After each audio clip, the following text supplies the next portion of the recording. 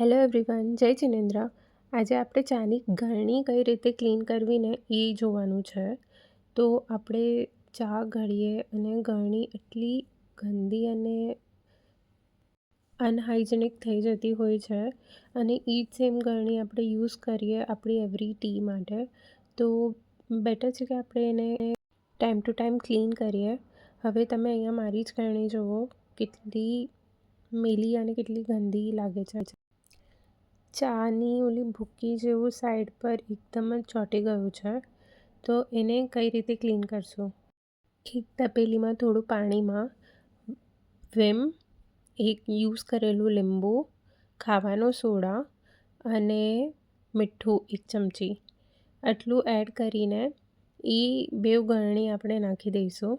અને ગળણી ડૂબે એટલું પાણી નાખવાનું છે આપણે. બસ પછી એને છે ને 15થી 20 મિનિટ ઉકાળવા દઈશું. જો તમે વધારે પણ ઉકાળો તો પણ બહુ સારું જ છે. પછી એક વ્હાઇટ ક્લિનિંગ પાવડર આવે છે, હું તમને એની લિંક આપીશ ડિસ્ક્રિપ્શનમાં.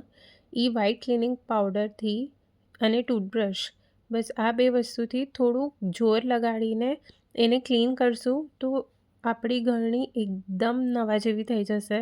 બસ પછી એટલું ક્લીન કરીને આપણે પાણીથી વોશ કરી દેવાની છે. અને બસ તમે પછી બિફોર અને આફ્ટર જુઓ, પહેલાં કેવી લાગતી હતી ગળણી અને હવે કેવી લાગે છે. Thank you for watching.